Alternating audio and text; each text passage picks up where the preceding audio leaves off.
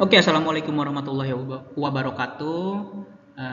Jumpa lagi dalam pembahasan soal PPKN dengan materi politik luar negeri Indonesia dan materi ancaman, baik ancaman dalam negeri maupun di luar negeri. Oke, kita akan bahas soal nomor satu, soal yang levelnya sangat easy, sangat mudah ya. Kita bisa lihat di layar. Secara sederhana, integrasi berarti penyatuan. Itu udah clear ya jawabannya. Kalau perpecahan adalah disintegrasi. Kalau penyatuan adalah integrasi. Gitu. Mudah sekali ya nomor satu soalnya. Awas sampai salah jawab. Nomor dua, manfaat kerjasama internasional bagi bangsa Indonesia adalah jawabannya memperkuat pelaksanaan hukum internasional. C. Apakah itu kurang tepat? Mengetahui keunggulan bangsa-bangsa lain kurang tepat juga. Apakah harus bekerja sama agar tahu keunggulan bangsa-bangsa lain? Tidak harus bekerja sama gitu dengan kemajuan teknologi yang ada. Memperkuat pelaksanaan hukum internasional juga kurang tepat tadi. Jawaban yang paling tepat adalah A. Meningkatkan kemajuan di berbagai bidang kehidupan gitu. Bidang ekonomi, sosial, budaya, politik, teknologi gitu. Jadi jawaban nomor 2 adalah A. Oke, next ya. Kita lanjut soal nomor 3. Semangat nasionalisme Indonesia telah berhasil mengikat bangsa Indonesia untuk merebut, mempertahankan, dan mengisi kemerdekaan.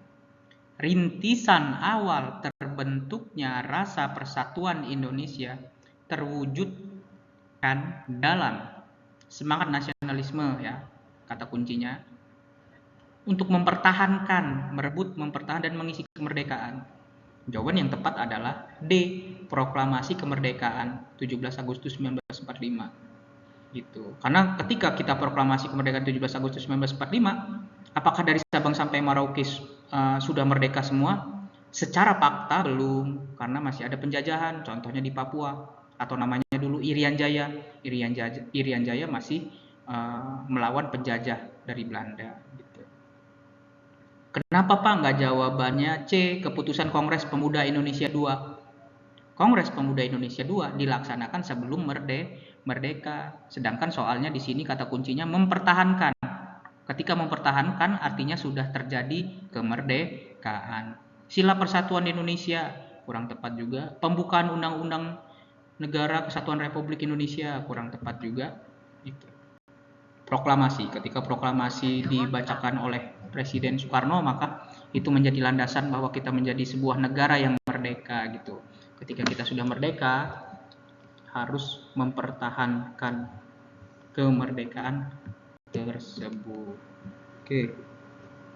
Soal nomor 4.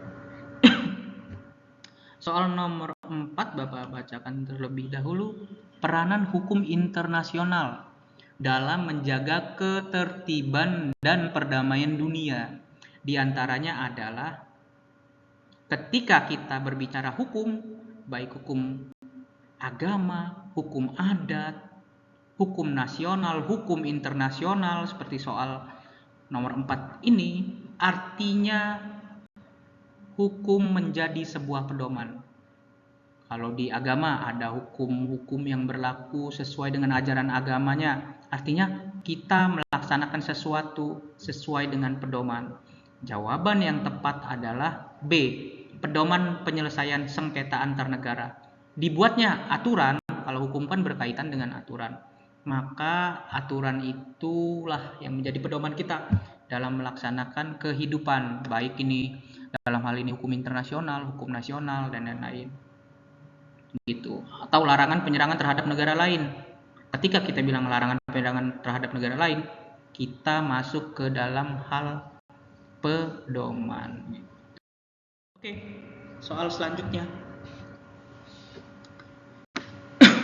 Alasan pentingnya membuat perjanjian internasional adalah hubungan antar bangsa dan negara, antara lain untuk A. Memudahkan kerjasama luar negeri di segala bidang, bisa jadi benar. Meningkatkan kegiatan hubungan diplomatik, kurang tepat juga. memelihara kesungguhan masing-masing negara kurang tepat. Jadi jawabannya antara B dan E. Menghormati kedaulatan negara yang merdeka bisa, tapi kurang tepat. Yang lebih tepat adalah lebih menjamin adanya kepastian hukum. Ketika kita kerjasama dengan negara lain, membuat perjanjian, maka dari janji-janji itu ada landasan hukumnya, ada kepastian hukumnya. Jadi itu materi kita atau pembahasan soal kita pada hari ini. Oke, terima kasih. Silahkan tonton video-video lainnya. Bapak akhiri, wassalamualaikum warahmatullahi wabarakatuh.